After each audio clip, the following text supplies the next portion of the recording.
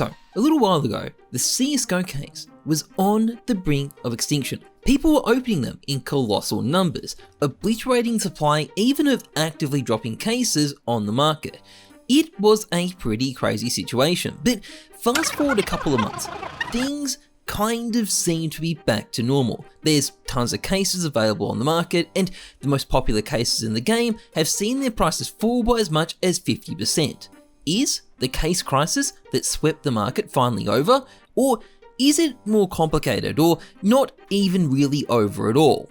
Well, let's have a look. Now, this video is sponsored by SkinsMonkey. Check out SkinsMonkey to quickly and easily trade your CSGO skins. Use the code ZEUS to get up to $5 extra on your first trade, as well as a bonus when depositing. Link is in the description. Check it out today. So, the numbers. During the height of the CS2 craze, CSGO case prices went up a lot. Cases like the Chroma 2 case and the Revolver case more than doubled in price, listings on the market fell massively, and notably, even actively dropping cases were basically on the verge of extinction. There was less than 100,000 Fracture and Recoil cases, less than 40,000 Revolution cases, and less than 20,000 Dreams and Nightmare cases on the Steam market.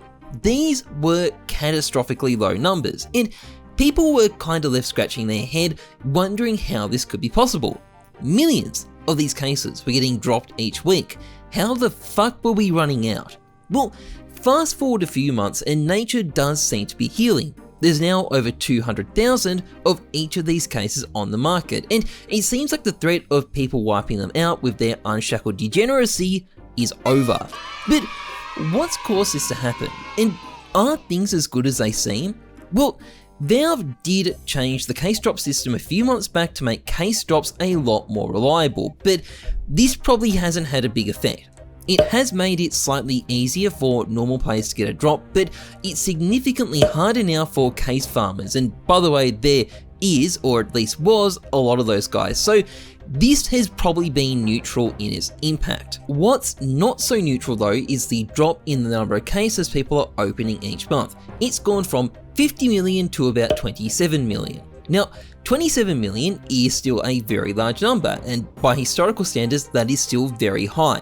But it is still a lot less than it was a few months ago, and this is the main, really obvious reason the supply of cases has recovered. Additionally, some of the demand has been siphoned off by the Anubis package, which is available in unlimited amounts. It's not a massive amount, but it would have still contributed. So, is that the end of the story? Well, honestly, it's a bit more complicated than that.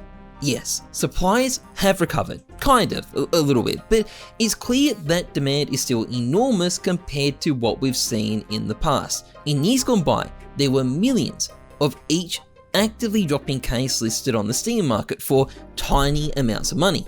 Nowadays, there isn't any cases that are even close to being that rare, and some of the actively dropping cases are worth well over $1.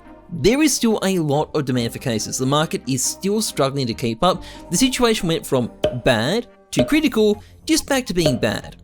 Also notable is what's happening to discontinued cases, the ones in green and orange. Despite the skins market as a whole deflating a lot over the last couple of months, a lot of the discontinued cases stayed pretty much stable in price, and that's kind of interesting. It suggests the situation with these cases is kind of catastrophically bad. Even if the market as a whole has gone down a lot, these cases are so rare that they're struggling to get any cheaper. In fact, some of them actually got more expensive. And you can do the maths, they're only going to get rarer and rarer and probably more expensive. This isn't news or anything, if I'm being real. I'm just highlighting again that things really haven't changed. I mean, I'm hoarding cases right now for a reason. I don't think my unboxing videos are going to get any cheaper, but the even more important point I wanted to make is this.